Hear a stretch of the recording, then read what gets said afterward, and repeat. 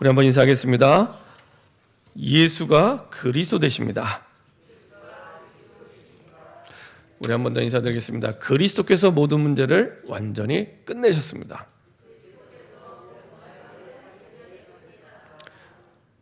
우리 한번 더 인사드리겠습니다. 인생의 해답은 주 예수 그리스도이십니다.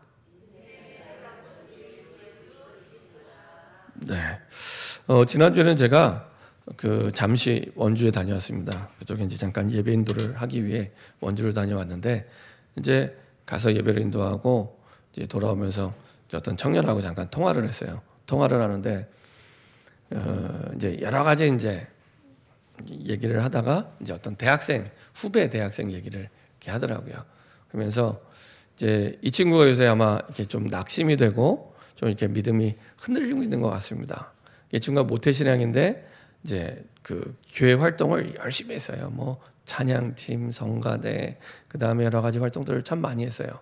많이 했는데 중요한 건 요새 예수님이 안 믿어진대요. 예수님이 그리스도이심이 안 믿어진대요. 그래서 참 여러 가지로 이제 참 안타까운 그런 얘기였는데 뭐 여러 가지 원인이 있겠지만은 그 원인 제공자가 누구냐? 부모님이에요, 부모님. 부모님의 신앙이 중직자인데 흔들리고 있거든요. 그러니까 일단은 문제가 왔는데 부모님이 안 믿어져요. 중직자인데. 그래서 해답을 우리가 좀 전에 인생의 해답이 주 예수 그리스도라고 고백을 했는데 거기서 해답을 찾지 않아요. 그러다 보니까 아빠는 교회를 떠났고 엄마는 계속 흔들리고 있고 고민하고 있고 그나마 그 자녀들이 가장 믿음이 좋았는데 이제 자녀들도 믿음이 흔들흔들하고 있는 거예요. 안 믿어진대요. 그래서 참 안타깝다. 부모님의 책임이 크구나. 그 신앙의 발자취를 불신앙이든 믿음이든 그 신앙의 발자취를 그대로 따라가거든요. 자녀들은. 그거 보고 가거든요. 그래서 저는 부모님이 흔들릴 때마다 제일 안타까운 건 부모님도 부모님이지만 자녀들입니다. 근데 부모님들이 흔들 때는 자녀 생각을 안 해요. 내 감정만 생각을 해요. 내 마음 힘든 거, 내 마음 어려운 거, 내가 싫은 거, 내가 좋은 거 그것만 생각하지 자녀의 믿음은 아무런 상관이 없는 것처럼. 근데 그만큼 이제 영적인 힘이 없는 거죠. 예수님이 안 믿어진대요. 그래서 기도해야겠다. 분명히 구원받은 건 맞는데 기도해야겠다 이런 생각을 하게 됐습니다. 우리가 좀 전에 인사했던 인생의 해답이 예수 그리스도 고백을 했잖아요. 근데 이게 인사를 했지만 사실은 이 내용은 사실은 어마어마합니다. 우리 인생의 문제를 푸는 답이 그 어떤 문제가 와도 문제를 푸는 답이 예수 그리스도입니다. 우리가 사도행전을 통해 지난주에 말씀을 찾아가면서 확인을 했죠. 제 말이 아니고 하나님의 말씀에 사도행전 2장 36절, 사도행전 3장 6절, 사도행전 4장 12절, 사도행전 5장 40절에서 42절 그렇죠? 확인했잖아요. 사도행전 16장 18절, 사도행전 9장 23절 그렇죠? 사도행전 17장 3절, 18장 5절, 18장 24절부터 28절까지 지역도 다르고 대상도 다르고 환경도 다르고 문제도 달라요. 갈등도 달라요. 어떤 사람은 안진뱅이, 어떤 사람은 귀신 들린 여종, 어떤 사람은 제사장, 서기관, 바리새인 다 달라요. 근데 답이 하나예요. 이쯤 되면 이제 질문하셔야 됩니다. 그러면 나는 문제가 왔을 때 그 문제를 어떻게 풀고 있지? 질문하셔야 됩니다. 그렇죠? 내가 문제가 오면 어떻게 그 답을 풀고 있지? 굉장히 중요한 질문입니다. 그렇죠? 거기서부터 진짜 믿음이 시작이 됩니다. 내가 진짜 예수를 믿고 있나? 지난주와 이번 주는 똑같은 흐름입니다. 사실은. 분명히 성경을 지식적으로 알고 있는데 하블로가 지식적으로 알아요. 성경 알아요. 실제로 전도 현장에 가보면은 교회 다녀봤대요. 모태신앙이래요. 어렸을 때 다녔대요. 근데 예수님이 안 믿어져요. 예수님이 안 믿어져요. 그렇죠? 중요한 건 성경 지식이 좀 부족해도 예수님이 믿어져야 되는데 믿어진다는 얘기는 문제가 왔을 때 답을 다른 데서 찾지 않습니다. 인생의 해답은 내 인생의 주인 되신 예수 그리스도구나. 주 예수 그리스도구나. 우리가 항상 고백이기도 하잖아요. 항상 첫 번째로 고백하는 게 주는 그리스도시요 살아계신 하나님의 아들이죠. 매주 나오는 고백이기도 하니까 되게 가볍게 생각할 수 있는데, 이 고백의 기도 내용이요 어마어마한 내용이 이 안에 다 담겨 있습니다. 진짜로 내가 믿음을 가지고 고백하면 제가 장담하는 건 최고의 인생이 됩니다. 그만큼 내용이요 어마어마한 내용이 이 안에 들어가 있습니다. 진짜 그 중요한 말씀을 이렇게 엑기스만 뽑아갖고 딱 압축해 놓은 그 내용이 사실은 이 고백의 기도입니다. 그 첫 번째 고백이 뭐냐? 여기서 주는 내 인생의 주인이기도 하고 하나님은, 이런 뜻입니다. 내 인생의 주인이고 하나님은 그리스도시요 살아계신 하나님의 아들, 바로 그 예수란 얘기죠. 그렇죠? 예수는 그리스도시요 살아계신 하나님의 아들이십니다. 내 인생의 주인이요 나의 하나님이요 나의 그리스도. 그렇죠? 사실은 이 고백이 아볼로가 안 됐고 오늘 보았던, 미리 말씀드리면 이 사람들이 안 돼 있던 겁니다. 요한의 세례는 원래 오실 예수님의 초점이 맞춰져 있는데 그냥 사람들은 물세례를 받고 죄 회개만 이렇게 생각하는 거예요. 예수님이 그리스도로 오셔서 우리의 모든 죄를 완전히 끝내고 깨끗게 하신 그 주인공이란 믿음이 없는 겁니다. 사실은. 그래서 우리의 인생에 해답되신 예수 그리스도, 이건 간단한 고백이 아니고요, 정말로 우리 인간에게 진짜 필요한 게 뭡니까? 제가 아까 말씀드린 그 대학생이 돈을 정말 많이 벌면 뭐합니까? 예수님이 안 믿어지는데. 정말 공부를 잘해서 4년 내 장학금 타면 뭐합니까? 예수님이 안 믿어지는데요. 진짜 행복하겠습니까? 진짜 평안하겠습니까? 아니거든요. 그렇죠? 아무리 능력 있으면 뭐합니까? 예수님이 안 믿어지는데요. 아무것도 아닙니다. 정말 아무것도 아닙니다. 예수님이 안 믿어지면 아무것도 아닙니다. 그렇죠? 예수님이 안 믿어지는데요. 공부 잘하는 것도 의미가 없고요. 능력 있는 것도 의미가 없습니다. 그렇죠? 죽는 날이 정해져 있잖아요. 히브리서 9장 27절에 있는 말씀대로 언젠가 끝나는 날이 있습니다. 그래서 지난주에 말씀드린 대로 세상 사람들은 가지기 위한 목표를 가지고 달려가는데 우리는 무엇을 남길까를 목표로 두고 달려가야 됩니다. 그렇죠? 우리가 예수 믿음으로 말미암아 다 주셨기 때문에 가지려고 가는 목표로 되면 또 예수님을 안 믿게 됩니다. 내가 구원은 받았는데 예수님을 안 믿게 된다니까요. 믿습니다 하는데 안 믿어요. 내 마음 중심에는. 그게 언제 드러나냐? 문제를 만났을 때는. 평상시에는 잘 모릅니다.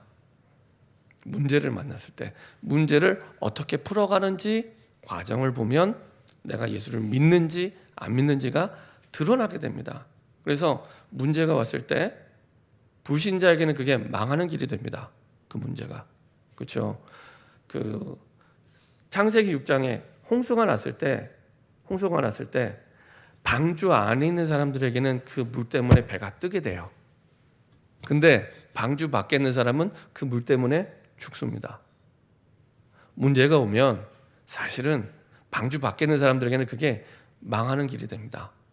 근데 방주 안에 있는 저 사람들에게는 그것이 반드시 축복의 통로가 되고 응답의 발판이 되는데 현실을 보니 안 믿어지는 거예요. 현실이 어려우니까. 그 말은 현실이 어려운데 그 문제를 푸는 답이 내가 그리스도가 아니기 때문에. 그래서 불신자의 생각과 마음과 내 마음과 생각이, 문제를 만난 내 마음과 생각이 똑같이 흘러가는 겁니다. 그래서 그것만 바꿔지면 이건 문제가 아니었구나. 문제 너머에 더 중요한 하나님의 계획을 발견하고 답을 찾게 됩니다. 그때부터는 더 이상 문제가 아닙니다. 말씀드렸죠. 학교에서 학생들이 시험 문제를 받았을 때 그 문제가 되는 건 답을 모르니까. 그 문제를 푸는 답을 모르니까 문제가 되는 겁니다. 근데 문제를 받아도 그 문제를 푸는 답을 알면 더 이상 그때부터 문제가 아닙니다. 문제가 없는 게 아닙니다. 예수 믿음에 문제가 없다. 그건 틀린 말입니다. 문제 있습니다. 왜 없습니까? 하나님도 아닌데 문제 있습니다. 근데 답을 가졌기 때문에 더 이상 문제되지 않습니다. 이제 문제 삼지 않아도 될 힘이 생겨요. 답이 있으니까. 그렇죠? 그래서 문제를 푸는 답을 보면 내가 진짜 예수님을 그리스도로 믿고 있는가 안 믿는가 그때 드러나게 됩니다. 그러면 거기서부터 시작하면 됩니다. 그러면 나만 응답을 받는 게 아니라 내 후대도 그 신앙의 발자취를 따라가게 됩니다. 그거 보고 하는 거예요. 그래서 위기를 만났을 때 그래 우리 아빠가 붙잡은 주 예수 그리스도 이거 붙잡으면 되는구나. 그래 우리 엄마가 붙잡은 주 예수 그리스도 이거 붙잡으면 되는구나. 회복이 시작이 됩니다. 회복이 시작이 됩니다. 그래서 인생의 해답 되신 예수 그리스도, 인생의 해답 되신 예수 그리스도, 진짜 인생의 해답이 예수 그리스도라는 이 사실과 믿음을 가지려면 하나님의 형상대로 지음받은 인간이 하나님을 떠나면서 모든 문제가 시작이 됐구나. 이게 먼저 이해가 돼야 돼요. 갑자기 현실에 문제가 닥쳐와서 어려움이 생긴 게 아니고 이미 이 문제가 오기 전에 하나님을 떠나면서 모든 문제가 시작이 됐구나. 여기에 대한 눈이 먼저 열리는 게 첫 번째입니다. 그러면 하나님을 만났을 때 그 모든 문제는 끝나게 됩니다. 하나님을 떠났기 때문에 원인이 눈에 보이는 그 문제가 아니고 하나님을 떠났기 때문에 모든 문제가 시작된 게 정말 맞다면 하나님 말씀 창세기 3장 1절부터 6절에 있는 말씀대로 그게 정말 성경이 말하는 문제의 근원이고 시작이 맞다면 하나님을 만났을 때 그 모든 문제는 끝나게 됩니다. 문제가 없다는 게 아닙니다. 문제가 끝났다는 겁니다. 더 이상 그거는 나에게 문제가 아닙니다. 그렇죠? 하나님을 만나는 그때부터. 그러면 하나님 만날 수 있는 길은 하나밖에 없잖아요. 그 길은 성경이 말씀하는 그 길은 우리 인생의 주인 되신 예수 그리스도밖에 없습니다. 그렇죠? 디모데전서 2장 5절 보면은 하나님과 우리 사이에 중보자는 예수 그리스도 한 분밖에 없다고 분명히 말씀하십니다. 천주교를 왜 그 2단, 3단보다 더 심한 얘기를 하냐라고 얘기했을 때 천주교는 하나님과 인간 사이에 마리아가 들어있고 신부가 들어가 있어요. 그래서 사실은 제 개인적인 생각은 정말로 성경적이지 않은 부분이 너무 많아요. 성경도 틀리고 성경 자체도 틀리지만 사실은 하나님과 인간 사이에 그리스도 말고 다른 게 들어가면 안 됩니다. 그 사이에 마리아가 들어가고요. 그다음에 신부가 들어가고요. 그렇죠? 신부가 왜 고해성사를 해요? 하나님께 직접 회개하면 되는데. 그렇죠? 그리고 마리아에게 왜 기도를 해요? 그 천주교 가보시면 알겠지만은 그 천주교에 가면 그 예수님에 대한 모습이 주로 어떤 모습이냐면 아기 예수밖에 없습니다. 아기 예수 아니면 십자가에 고난 받는 예수. 보통 그 두 종류입니다. 부활의 예수가 없어요. 잘 보세요. 필리핀에 가면은 더 많이 볼 수 있습니다. 필리핀 가면요, 완전히 이거 우상하구나. 이게 그냥 보여질 만큼 우리나라는 약간 고상하게 이렇게 돼 있는데 필리핀은 아주 심하게 이게 정말 많이 우상화되어 있구나. 이게 보여지는데요. 이게 마리아 품에 안긴 예수 아니면 십자가에 비참하게 고난당하는 예수.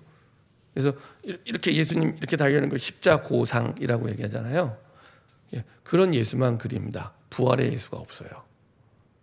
그리고 마리아를 강조하기 위해서 마리아 품에 안은 아기 예수 이렇게 해요. 예를 들면 뭐 우리 자녀가 미국에서 비행기 타고 오면은 아들이 중요하지 비행기가 중요한 게 아니잖아요. 비행기가 중요하신가요? 아무도 아멘을 안 하시는데 미국에 사는 아들이 한국에 올 때 비행기 타고 오는데 아들이 중요하신가요? 비행기가 중요하신가요? 아들이 중요하죠. 예수님이 이 땅에 오시는데 마리아가 중요한가요? 예수님이 중요한가요? 그렇죠?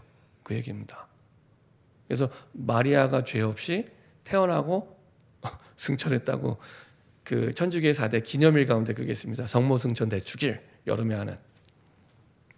여튼 하나님과 인간 사이에 그 어떤 중보자도 끼어들면 안 됩니다. 그리스도 말고는 없습니다. 그래서 우리 인생의 해답은 그리스도 말고 없습니다. 그래서 문제를 만났을 때 단순하게 생각할수록 좋아요. 내 인생의 모든 문제가 그리스도로 끝나는데 하나님 만났으니까 여기에는 어떤 하나님의 계획이 있을까? 어떤 하나님의 뜻이 있을까? 이것만 질문하시면 됩니다. 다른 거 질문 안 하셔도 됩니다. 그 속에서 하나님이 반드시 문제보다 더 큰, 반드시입니다. 반드시. 예외 없습니다. 문제보다 더 큰, 문제보다 더 중요한 하나님의 계획을 하나님이 깨닫게 하시고 보게 하십니다. 자, 그래서 구원받은 하나님의 자녀에게 사실은 기도는 모든 것입니다. 그래서 항상 우리의 시작이 기도가 되면 됩니다. 그 속에서 내게 주신 우리 인생의 해답 되신 그리스도를 누리기 시작합니다. 네. 내가 기도를 통해 예수의 이름을 부를 때마다, 예수의 이름을 부를 때마다 예수의 능력이 나타나고 예수의 권세가 나타나고 예수의 치유가 나타나기 시작합니다. 그렇죠? 그래서 항상 기도. 그래서 기도는 남는 시간에 하는 게 아닙니다. 항상 우리의 시작. 그렇죠? 먼저. 그래서 먼저 내가 기도를 통해 응답을 받고 시작할 때 제대로 가게 되고 바르게 가게 됩니다. 대부분이 그렇게 안 해요. 일단은 우리 마음이 조급하다 보니까, 특히 한국 사람은 빨리빨리 이게 있다 보니까 내가 벌써 다 결정해 놓고 하나님께 통보해요. 그리고 문제 생기면 그때 가서 다시 또 이렇게 기도합니다. 소 잃고 외양간 고치는 기도를 늘 합니다. 근데 미리 하나님이 내게 주신 응답을 확정해 놓고 그리고 시작하면은 사실은 제대로 가게 되고 바로 가게 됩니다. 이게 올바른 순서입니다. 순서가 바뀌면 안 돼요. 순서가 비슷한 내용인데 순서가 바뀌면 늘 고생합니다. 그래서 마태복음 6장 33절에 제일 중요한 단어가 먼저. 그 얘기는 순서 바꾸지 말라는 얘기입니다. 먼저 그의 나라와 그의 의를 구하라. 그게 먼저란 겁니다.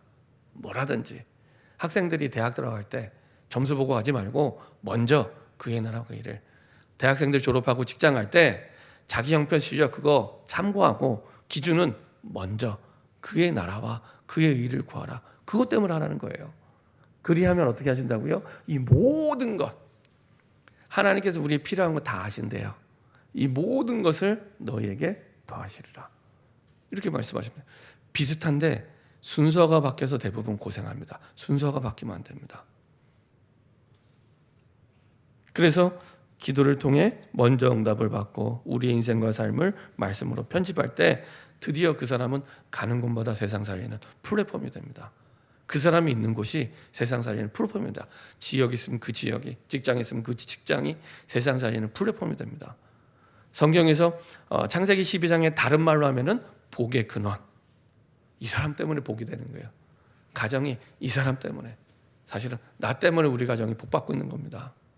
우리 직장, 나 때문에 우리 직장이 복받고 있는 거예요. 우리 지역, 나 때문에, 우리나라, 나 때문에 복받고 있는 거예요. 네.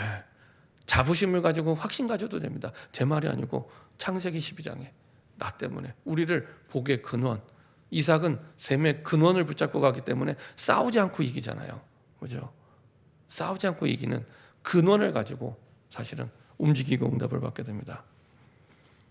자, 그래서 오늘의 전도, 오늘의 기도를 통해 내가 말씀으로 답을 얻고 이것을 기록하고 포럼할 때 우리 후대에게 가장 좋은 신앙의 발자취를 남기게 됩니다. 우리 포럼이 좀 이게 오랜 유교 문화와 우상 숭배의 쓴뿌리 가운데 있다 보니 이 문화 자체가 포럼이 잘 안 되는 문화예요. 근데요, 포럼이 될수록 굉장히 중요한 응답들이 그 속에서 서로 영향을 주게 되고 살아나기 시작합니다. 그래서 살아있는 말씀 포럼, 살아있는 기도 포럼, 살아있는 전도 포럼이 되어지는 게 너무너무 중요합니다. 제가 우리 그 지역마다 그 광주 성남 용인에서 주중에 모이잖아요.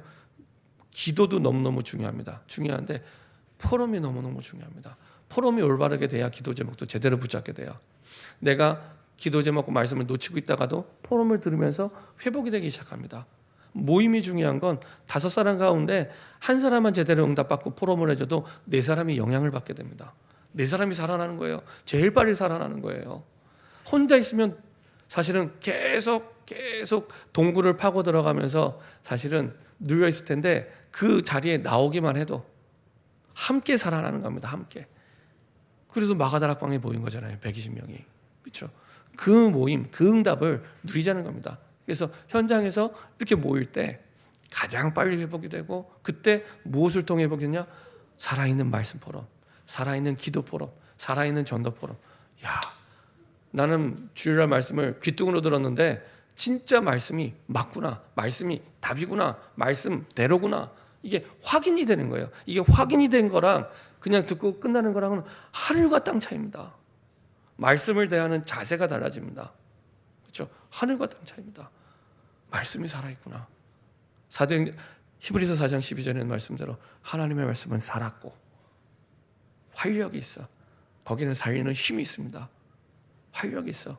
혼과 영과 골수를 찔러 쪼기까지 세상의 의사가 고칠 수 없고 바뀔 수 없는 부분이 회복되기 시작합니다. 어제도 제가 어떤 목사님과 같이 포럼을 하는데, 목사님이 이렇게 개인화를 참 잘하시는 분이세요. 이 목사님이 한 사람을 만나면 차분하게 같이 이제 말씀을 나누고 또 말씀 포럼하고 이렇게 잘하시는 목사님이에요.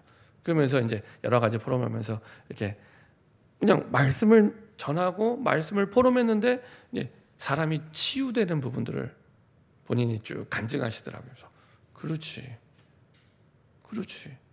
말씀이 살아있기 때문에. 그렇죠? 같이 말씀을 전하고 말씀을 포럼했을 뿐인데 치유되기 시작해요. 그래서 가장 빠르고 가장 바른 답이 그 속에 있습니다. 살아있는 포럼. 혹시 자녀가 나를 힘들게 한다, 살아있는 포럼이 전달될 때 가장 확실하게 흑암이 무너지고 살아나기 시작합니다. 치유되기 시작합니다. 그냥 그는요, 그게 육신의 질병이든 마음의 질병이든 치유되기 시작합니다. 적어도 그 부분이 혹시 치유 안 돼도 이게 문제가 아니구나라고 그 질병을 뛰어넘게 됩니다. 이게 문제가 아니구나라고 뛰어넘게 됩니다. 뭐 치유되는 건 하나님 손에 있으니까요. 근데 적어도 이거 문제 아니었구나 뛰어넘게 됩니다. 그렇죠? 그게 말씀 포럼, 기도 포럼, 전도 포럼 속에. 근데 이게 잘 안 돼요. 저는 우리 교회가 구석구석에서 말씀 포럼이 되고 기도 포럼이고 전도 포럼이 됐습니다. 그게 가장 건강한 교회입니다. 영적으로 건강한 교회입니다. 그렇죠? 그렇게 되어질 때 다 살아나는 겁니다. 다 살아나는 겁니다. 그때 진짜 살리는 응답. 그렇죠? 그래서 초대교회 증인들의 그 기록들을 보면은 이 사람들이 늘 만날 때마다 그 현장 속에서의 살아있는 포럼. 너무 고난스러운데 현장은 자기의 목숨을 걸고 예수를 믿었는데 하나님은 오히려 그곳에서 로마서에 있는 말씀대로 더 풍성한 살아있는 말씀 포럼과 살아있는 기도 포럼과 그 살아있는 전도 포럼이 풍성하게 일어나는 것들을 이렇게 증거하고 있습니다. 그 책 가운데 그 좀 오래된 책이지만은 그 하늘에 속한 자라는 책이 있습니다. 하늘에 속한 자. 책이 좀 두껍기는 한데 그 뭐 이렇게 책을 이렇게 그 깊은 내용이 아니기 때문에 사실은 금방 읽어요. 그 내용이 뭐냐면 이제 중국 현장 속에 어떻게 가정교회를 통해 복음이 전파되고 어떻게 중국 현장 속에 복음이 증거되는지 그 중국 현장에 있는 전도자의 그 일생의 내용을 이렇게 기록한 책입니다. 그 내용을 이렇게 보면요, 중국이 지금도 공산주의잖아요. 공산주의는 기본적으로 무신론입니다. 거기서 출발을 합니다. 그러니까 당연히 기독교 핍박을 받을 수밖에 없죠. 그 가운데 어떻게 교회들이 일어나고 사람들이 예수를 믿게 되는지 그 내용들이 있는데요. 그 살아있는 생생한 포럼들이 그 안에 이렇게 담겨 있습니다. 보는데요, 얼마나 힘이 나는지 몰라요. 야, 진짜 하나님 살아계시는구나. 진짜 하나님이 역사하시는구나. 진짜 하나님이 이렇게 인도하고 응답 주시는구나. 지금도 중국의 14억 가운데 기독교인이 1억 명이 넘습니다. 근데 그 대부분이 사실은 보이지 않는 숨겨져 있는 그 가정교회들을 통해서 사실은 다 살아난 이 현장들입니다. 네, 그런 내용들을 이렇게 확인하게 됩니다. 우리가 문제에 잡혀서 매몰되다 보면 문제가 나를 당황스럽게 하면 하나님이 꼭 안 계신 것 같고 돌아계신 것 같거든요. 근데 그때 살아있는 말씀 포럼, 살아있는 기도 포럼, 살아있는 전도 포럼이 되어질 때 그 흑암이 무너지고 불신앙이 무너지고 그때부터 내가 힘을 얻게 되는 거예요. 그렇지. 인생의 해답은 예수 그리스도지. 진짜 나에게 답으로 각인되기 시작합니다. 그리고 그 속에서 하나님의 뜻과 계획을 찾게 됩니다. 그래서 우리가 어려움이 왔을 때, 문제가 왔을 때 초대교회처럼 회복이 되면 됩니다. 초대교회처럼. 초대교회는 살아있는 말씀 포럼, 살아있는 기도 포럼, 살아있는 전도 포럼이 되는데 어떻게 이런 일이 일어나게 되는지, 이게 세계복음화의 길입니다. 길. 그렇죠? 우리가 전도를 막 애써서 안 해도 되는 것은 살아있는 포럼이 되고, 살아있는 기도 포럼이 되고, 말씀 포럼이 되고, 전도 포럼이 되면 그 말을 듣고 현장에서는 답을 찾아가는 사람들이 오게 돼 있어요. 답이 없기 때문에, 그리스도를 해답으로 붙잡지 않았기 때문에 오게 돼 있습니다. 그거 알려주면 돼요. 그거를 내게 주신 증거를 가지고 말씀을 확실히 전달해 주면 가장 좋은 전도가 되는 겁니다. 그래서 세계복음화의 길이 되죠.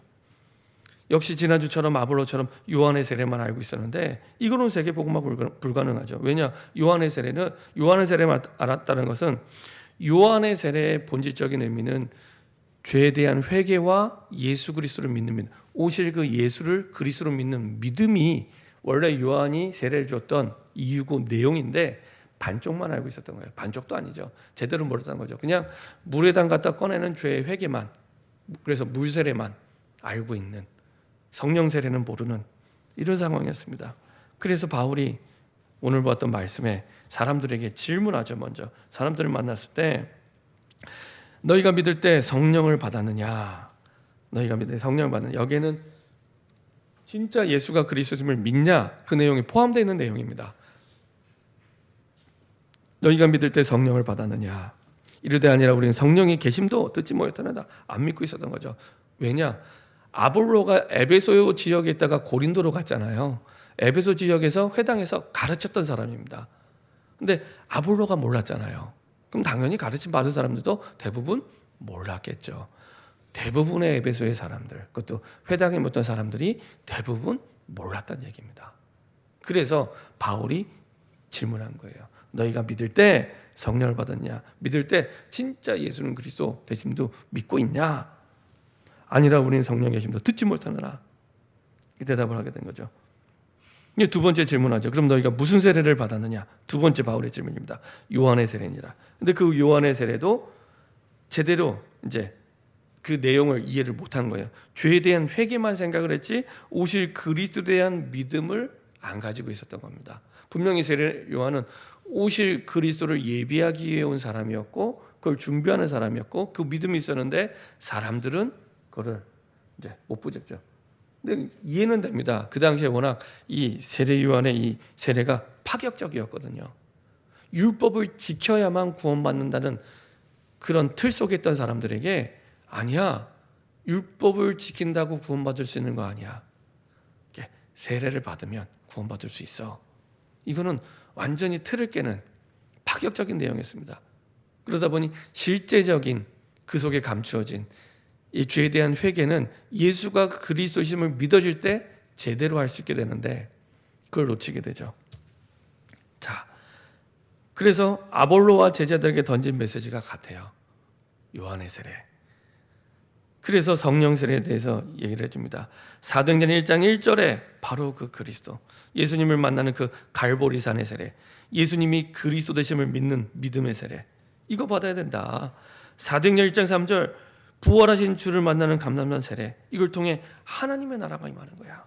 사도행전 1장 8절에 마가다라 앞에서 체험한 그 성령 세례, 그리스도를 믿는 믿음으로 땅끝까지 증인되는 거야. 이 내용이 다 포함되어 있는 성령 세례. 사도행전 19장 1절부터 15절, 사도행전 9장이죠. 9장 1절부터 15절. 그래서 바울이 다메섹 도상에서 만나게 됐던 그 믿음, 그 성령 세례를 얘기합니다. 그래서 브리스가 부부와 바나를 통한 그 언약, 그렇죠? 이것이 바울에게, 그리고 브리스가 아골라 부부에게, 또 아볼로에게, 그리고 이제는 에베소 지역에, 특별히 에베소 지역은 다른 지역과 마찬가지로 어마어마한 항구 도시입니다. 그러니까 바울이 움직이는 도시들이요, 그 지역 전체를 살리는 가장 중요한 황금어장을 중심으로 움직이는 겁니다.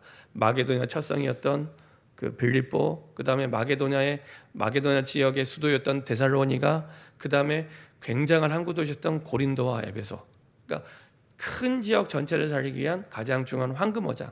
근데 이 도시들 특징이 뭐냐? 특히 고린도와 에베소는 여러 가지 무역이 활발하다 보니까 우상 숭배를 굉장히 많이 하는, 특별히 이 당시에 유행했던 것 중에 하나가 에베소 부적이 있습니다. 에베소 부적. 그래서 에베소에서 있는 이 부적을 가지고 있으면 이제 여러 가지 많은 귀신의 역사가 있었나 봐요. 그래서 에베소의 부적을 가지고 있어라고 물어볼 만큼 이제 굉장히 우상 숭배를 많이 하는 도시가 이 에베소서입니다. 에베소 지역입니다. 자, 이 지역에서 사실은 정확한 그리스도의 복음을 바울이 전달하게 됩니다. 자, 그리고 나서 어떤 결과가 일어났습니까? 그리스도 안에서 모든 일어난 결과는 사실은 중요한 응답의 시작입니다. 그게 좋은 일이든 안 좋은 일이든 중요한 응답의 시작이 됩니다. 근데 우리가 좋은 일이면 맞아, 중요한 응답의 시작이 이렇게 했는데, 안 좋은 일일 때는 자꾸 사단에게 속게 되죠. 안 좋은 일일 것도 역시 마찬가지로 그리스도 안에 있다면 중요한 응답의 시작이 그때입니다. 그때. 지금 18장에서도 바울과 브리스가 아굴라 부부가 가장 안 될 때 만났잖아요. 마찬가지로 이 에베소 지역인 사람들, 정말로 이 우상 도시에 살고 있는데 가장 중요한 믿음만 없는, 생명 없는 종교 생활을 계속하고 있는 그런 상황이었습니다. 이때 바울의 안수를 통해 성령 충만한 성령 세례를 받게 되고, 그리고 앞부분에 먼저 예수의 이름에 대해서 얘기를 하죠. 5절에 보면 그들이 듣고 주 예수의 이름으로 세례를 받으니, 먼저 주 예수의 이름, 예수가 그리스도 되시는 그 이름의 뜻, 어떤 믿음을 가진 그 내용을 가지고 전달해 주고요. 그리고 성령 세례가 임하게 됩니다. 그때 방언이 터지고 예언이 터지고 사도행전 2장과 비슷한 결과들이 나타나게 되죠. 그렇죠? 초대교회 마가다락방에 일어났던 그 방언, 그 다음에 예언, 이런 일들이 다시 여기서 재현이 됩니다. 그 말은 우리가 전도운동할 때 이렇게 시작을 해야 됩니다. 이렇게 먼저 지역마다 모여서 하나님 주신 언약을 가지고 같이 이렇게 그리스도를 믿는 믿음을, 인생의 해답 되신 그리스도를 믿는 믿음을 가지고 기도할 때, 그렇죠? 이때 이런 응답들이 시작이 됩니다. 초대교회에 일어났던 성령 충만함이 회복이 되고요. 그리고 우리에게 동일한 역사가 일어나게 됨을 약속하죠. 이건 마가다락방에만 역사가 아니라 에베소에 일어난 게 맞다면 우리에게도 동일하게 일어날 수 있다는 얘기가 됩니다. 결론입니다. 지금은 현장 25일 시간표입니다.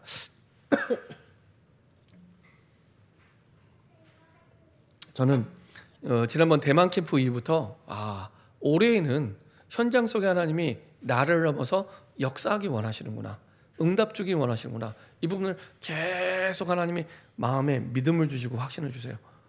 우리 현장이 너무 시급하기 때문에 코로나 3년으로 너무 많은 사람들이 교회를 떠나 있고, 그래서 그 사람들 별명이 있어요. 별명. 가나안 민족 뭐 이렇게 별명이 있어요. 그래서 그 기회 없이 정처 없이 이렇게 떠돌아다니는 이런 사람들이 많아졌대요. 그래서 사실은 훨씬 많이 무너졌습니다. 우울증도 훨씬 많아지고요. 정신 문제도 훨씬 많아졌습니다.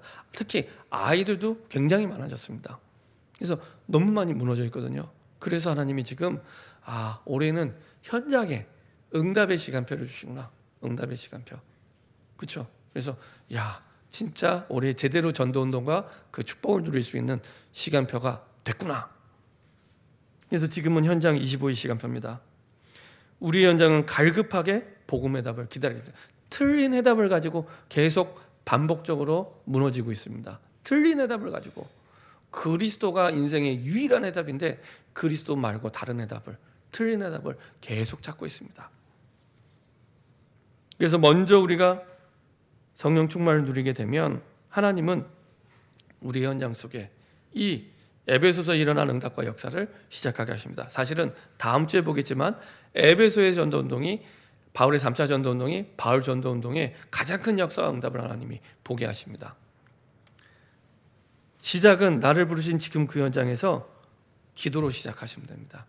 5분이라도 잠시 핸드폰을 끄고 멈추고 내가 하나님을 바라볼 때, 그렇죠? 그때 언약을 확정하고 기다리면 됩니다. 그렇죠? 기다리면 됩니다. 그래서 내가 지금 혹시 예수가 그리스도심이 안 믿어져도 하나님 진짜 성경의 복음이 인생의 해답이 예수 그리스도가 맞다면 나에게 믿어지는 은혜를 달라고 기도하시면 반드시 응답을 주십니다. 반드시 응답을 주십니다. 그렇죠? 그래서 하나님은 저와 여러분들이 땅 끝까지 증인되기를 원하십니다. 그 시작은 지금 있는 내 직장, 내 지역 여기에서 기도를 통해 시작이 됩니다. 그래서 마가다락방에 70제자가 누렸던 그 축복이 우리에게 새롭게 시작되길 소원합니다. 여러 가지 좀 부족해도 괜찮습니다. 내가 하나님의 주신 언약을 확정하고 기도를 시작할 때 그때부터 에베소 지역에 나타난 그 역사가 바울에 가는 현장만 나타나는 게 아니라 지금 내 현장에 시작될 줄 믿습니다. 이렇게 응답받는 저와 여러분 되길 소원합니다. 기도하겠습니다. 주님 감사드립니다.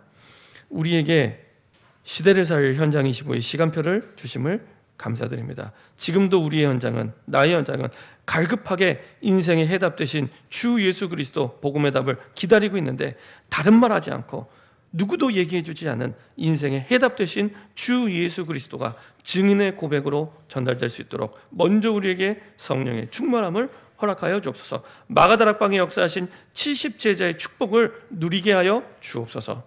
주 예수 그리스도의 이름으로 기도합니다. 아멘.